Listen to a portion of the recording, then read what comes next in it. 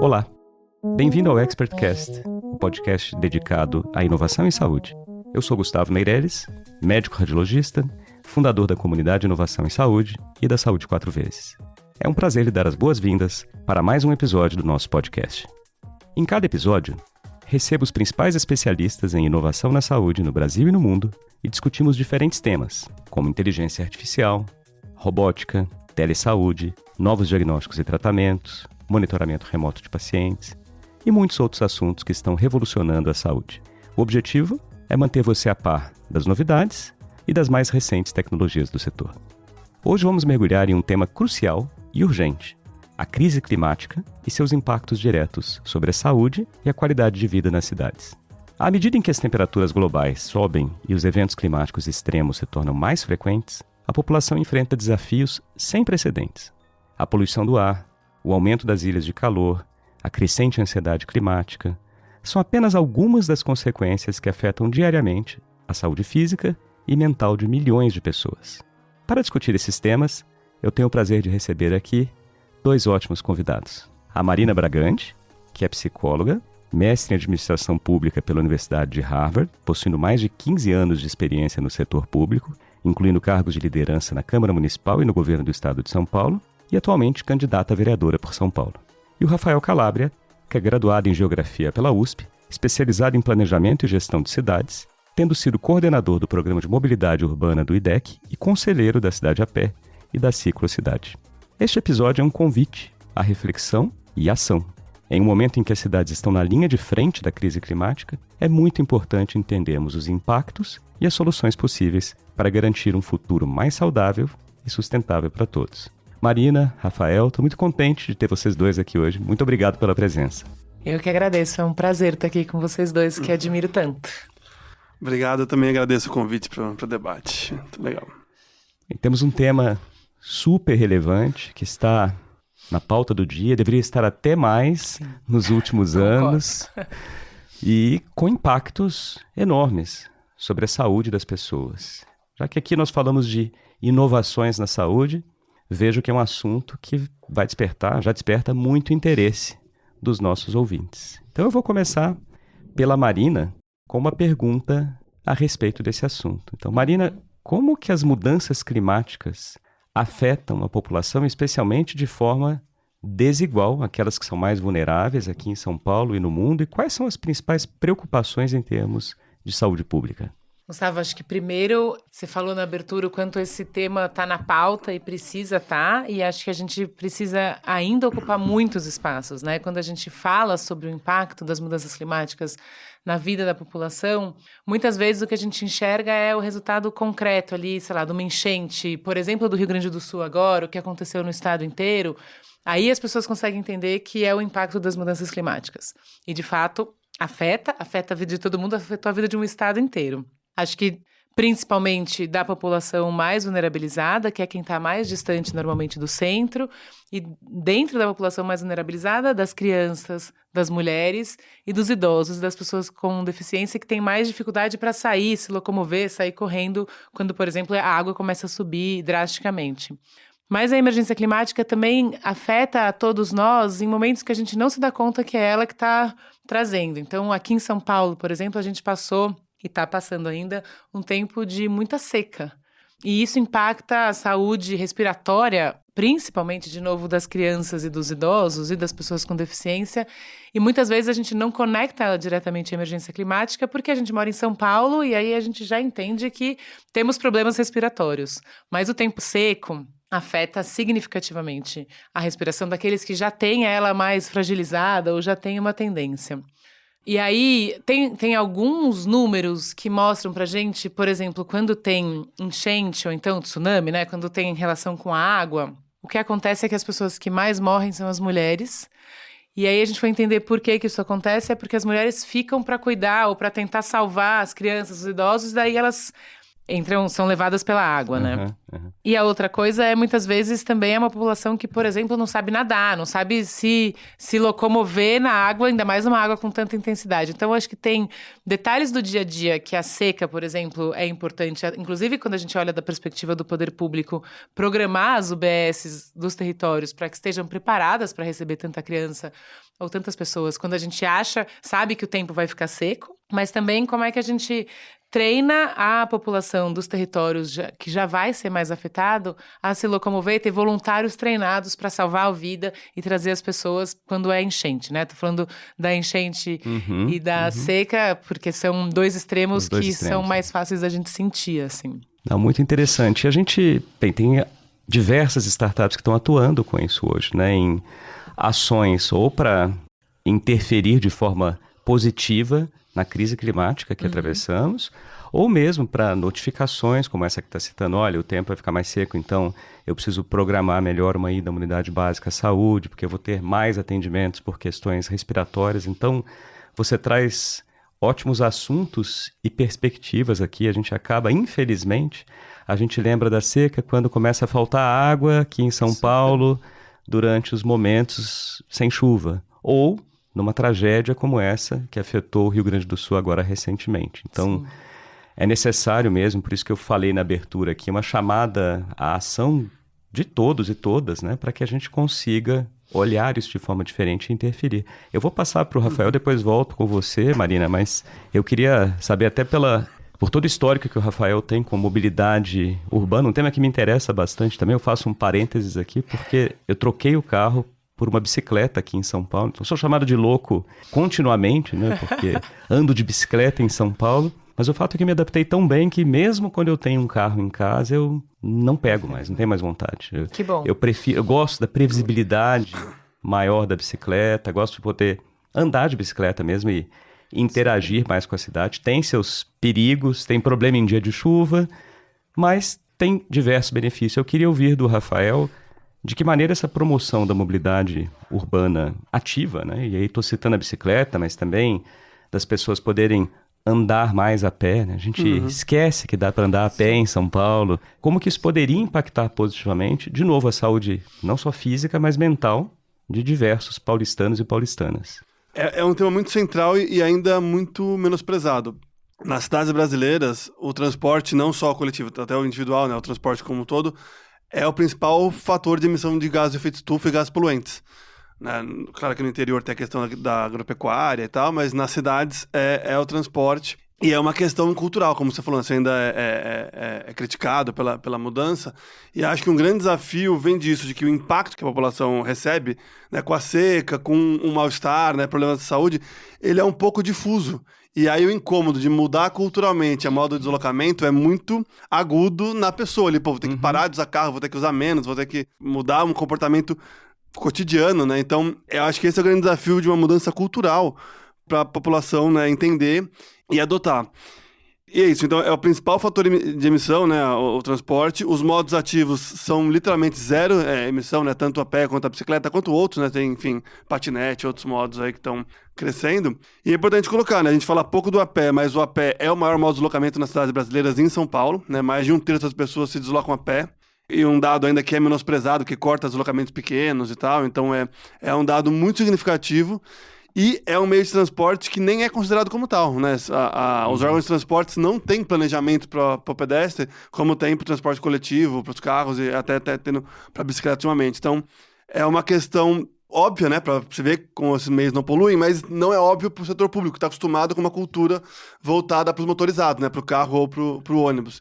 Então, é uma questão, né, política e cultural. Na nossa visão, isso vem melhorando, né? Teve uma lei nacional de mobilidade aí há 12 anos e a cidade de São Paulo teve alguns avanços, né, nos últimos governos, mas ainda é tímido para o que precisa de uma mudança, né, mais brusca de realidade na cidade. Mas é um debate necessário. E pequenos atos, né, são importantes para ir modificando, mas, na nossa visão, precisa ter uma prefeitura com ações amplas de políticas públicas para que se torne mais fácil para as pessoas usar outro meio de transporte do que usar o carro.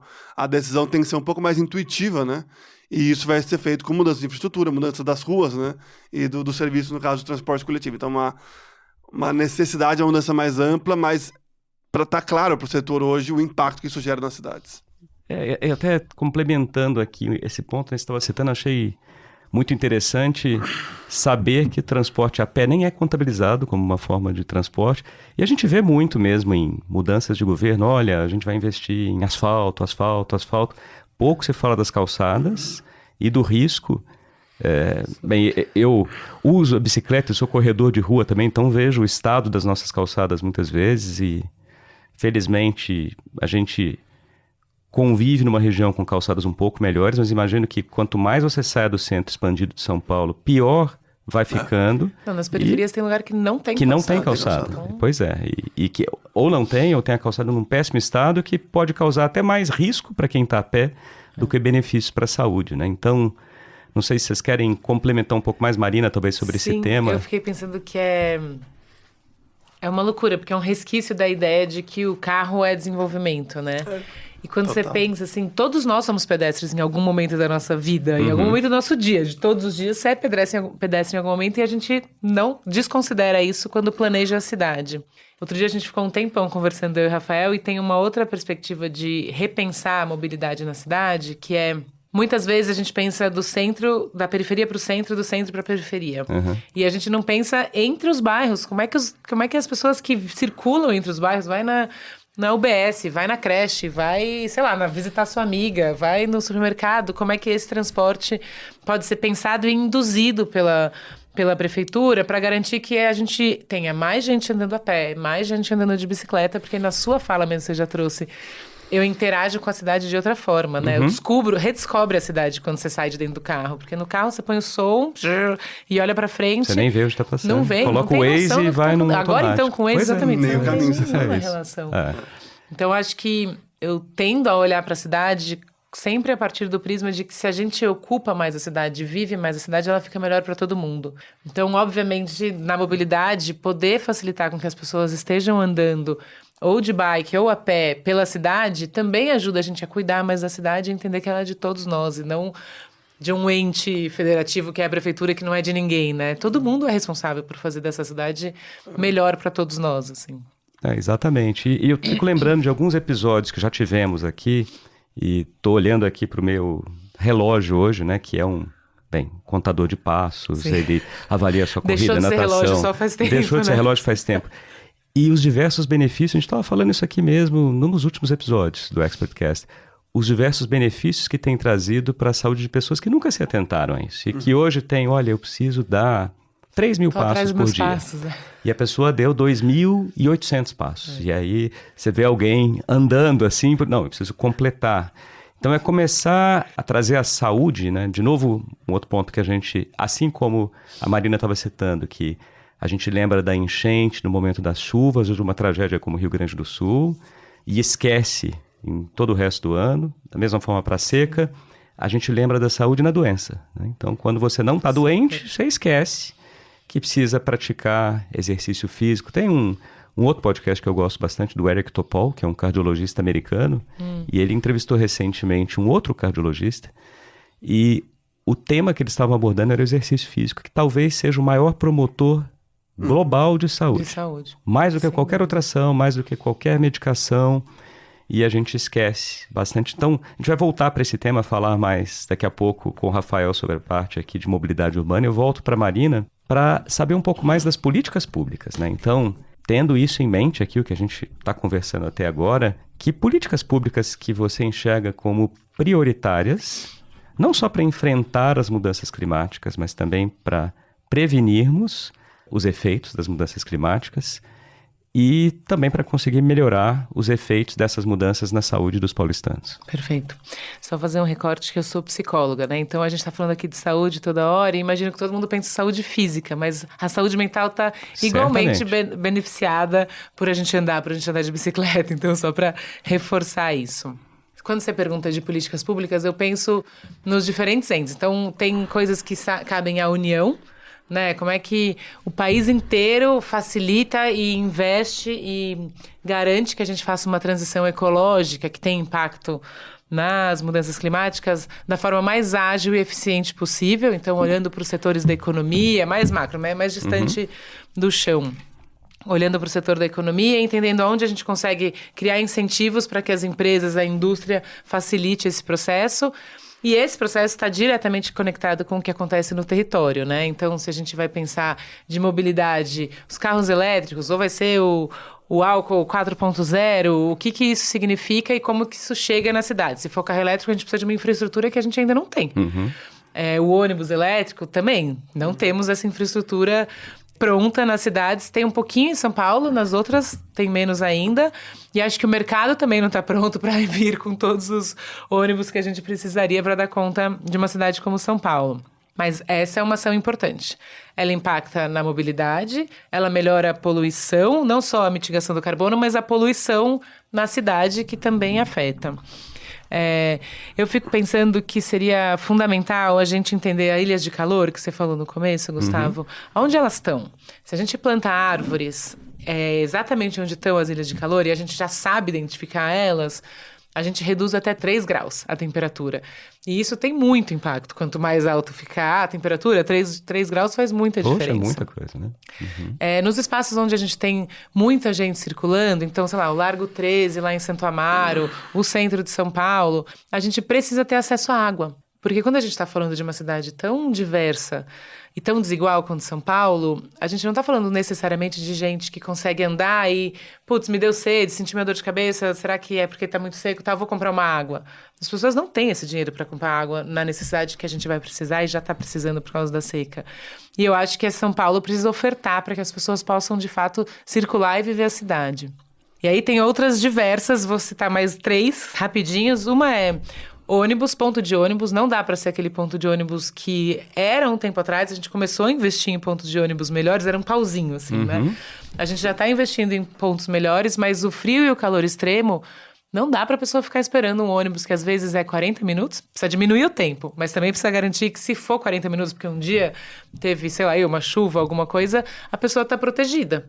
E aí, outras 2 muito práticas, hortas urbanas. Quando a gente pensa em São Paulo e você fala de hortas, a grande maioria das pessoas olha pra você como você fala, imagina quando você fala que anda de bicicleta. Tipo, você tá louca? Você acha que horta vai resolver São Paulo? Imagina, não tem nem impacto e tal. E as pessoas acham que eu tô falando daquela hortinha no quintal da sua casa, assim. Mas eu tô falando horta na cidade inteira. Investimento, de fato, em hortas urbanas, porque melhora o meio ambiente, melhora a temperatura, melhora a nossa alimentação, fica muito mais saudável, portanto, obviamente melhora a nossa saúde e garante que grande parte da população, por exemplo, da periferia, que tem a possibilidade de ter uma horta perto de casa, fique onde elas moram, não tenha que ficar 2 horas de transporte público para ir e voltar para o trabalho, portanto, fique perto das suas crianças, perto do seu território e invista também nessa relação e criação de vínculos com o território intrafamiliar, que tem impacto na saúde física e mental de todos nós.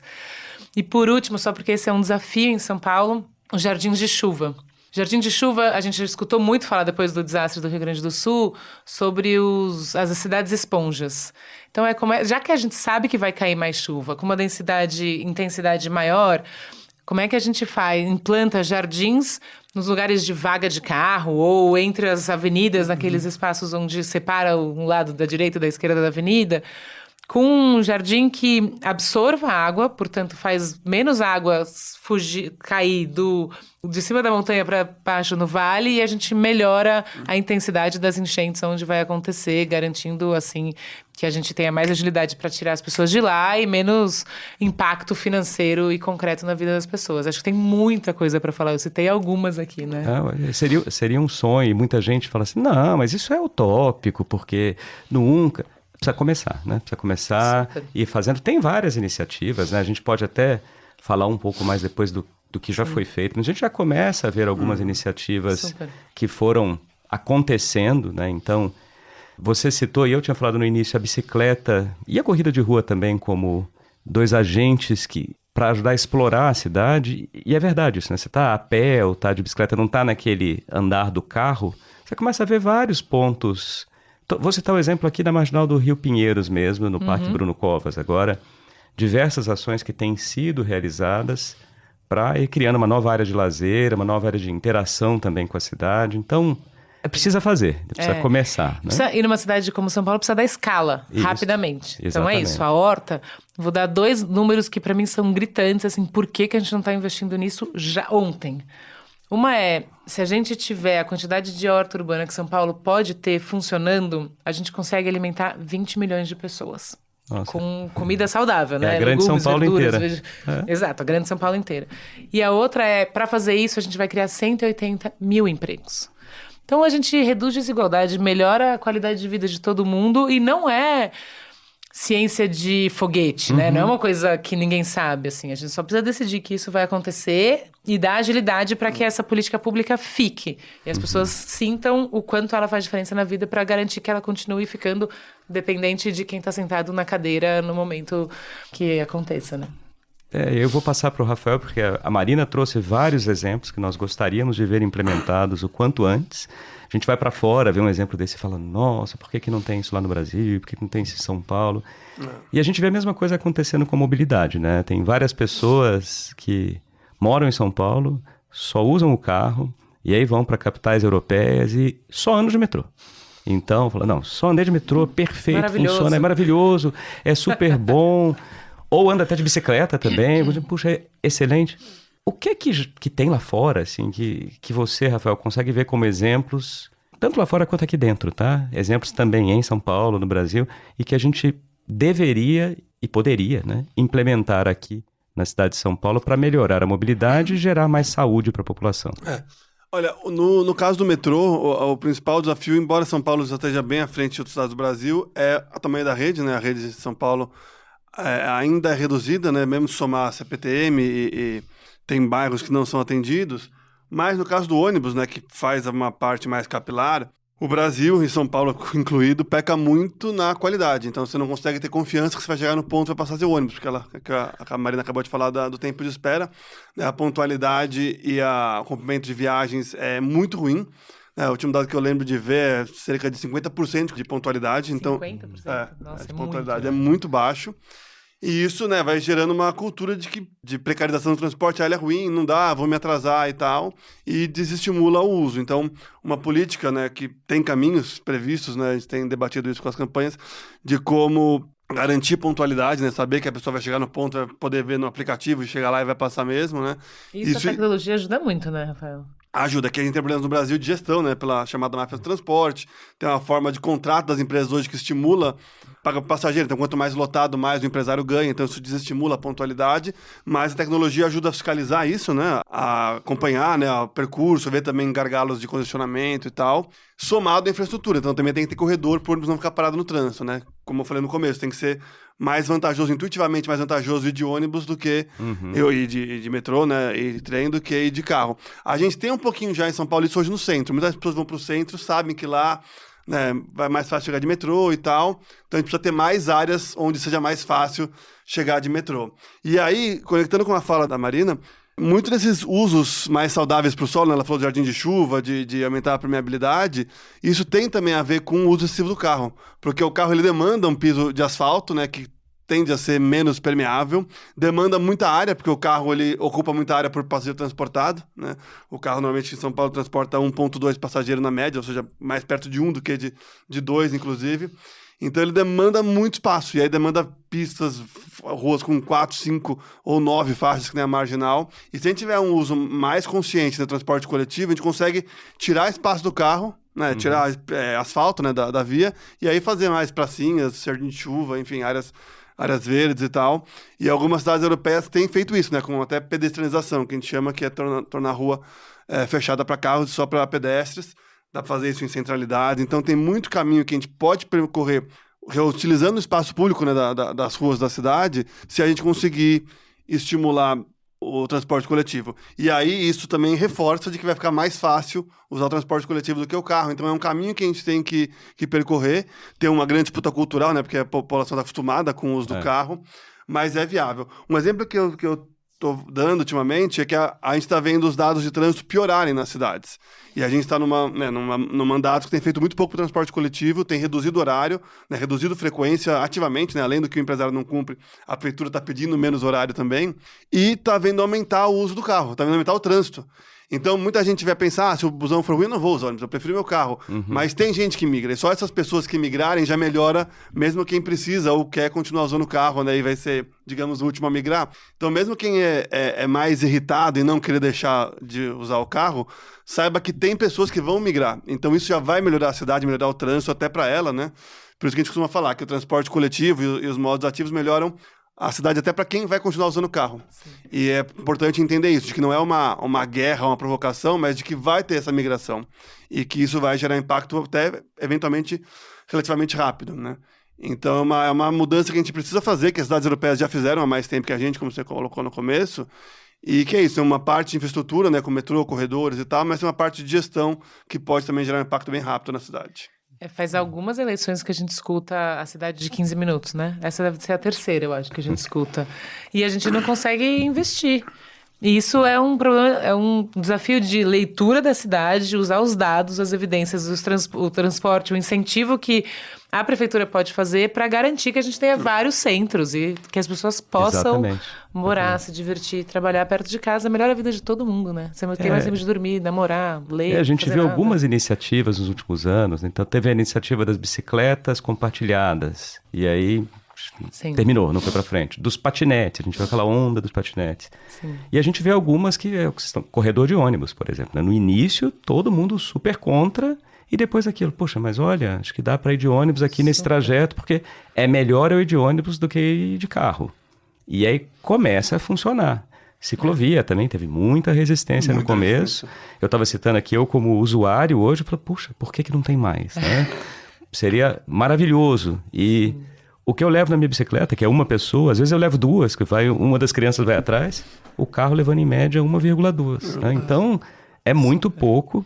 Tem uma questão de mentalidade mesmo, de aquele automatismo de vou sair de casa, eu vou na padaria, a 3 esquinas daqui, mas eu pego a chave do carro e eu vou de carro, porque eu não estou nem acostumado a sair de outro jeito, né? Mas é importante saber que mesmo essa cultura atual, ela foi criada. Então a gente teve políticos que criaram viadutos, vias expressas, faixas para carro, a política de liberar parar o carro no meio, na guia, né, no meio fio, que é totalmente liberado na cidade.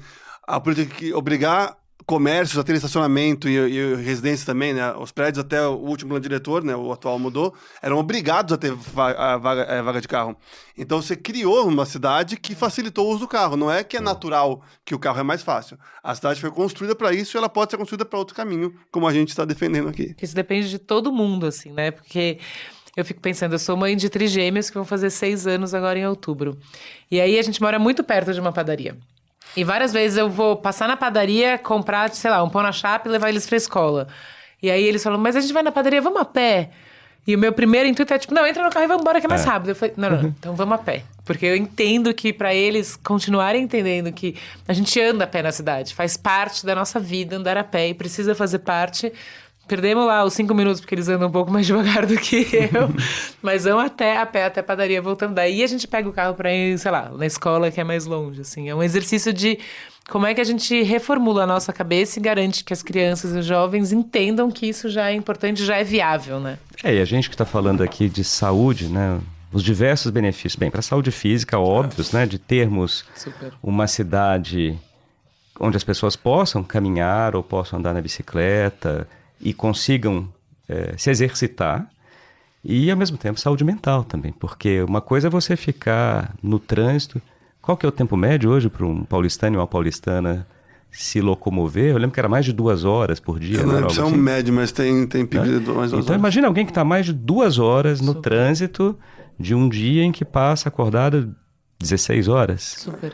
E em pé, né? Às vezes é 2 horas em pé, num ônibus que não tem ar-condicionado. Então, de novo, voltar com o calor com o tempo seco. Porque isso tá na lente que eu tô olhando pra cidade o tempo inteiro.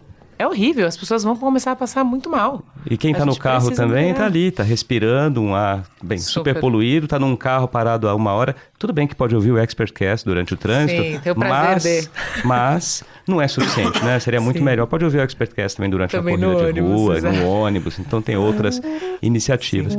Uma pena a gente estar chegando aqui no final da nossa primeira metade do episódio, mas a gente vai continuar daqui a pouco.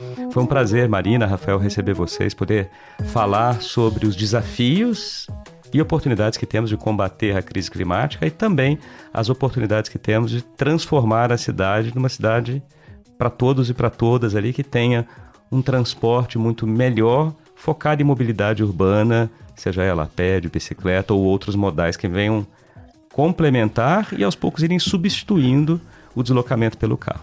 Então, obrigado de novo, Marina, Rafael. Foi muito bom estar com vocês. Em breve a gente se encontra aqui para o próximo episódio. Muito obrigado, o prazer foi todo meu. Muito obrigado também, até a próxima. Bem, para você que está nos ouvindo, o Expertcast conta com o apoio da Agfa e a produção da SoulPods. Não se esqueça de segui-lo e de avaliá-lo com 5 estrelas na sua plataforma preferida de podcast. Compartilhe também os episódios com seus amigos, contatos, nas suas redes sociais, para que mais pessoas possam ter acesso à informação de qualidade e para que possamos disseminar mais conteúdo sobre inovação em saúde. Muito obrigado pela companhia. Até o próximo episódio.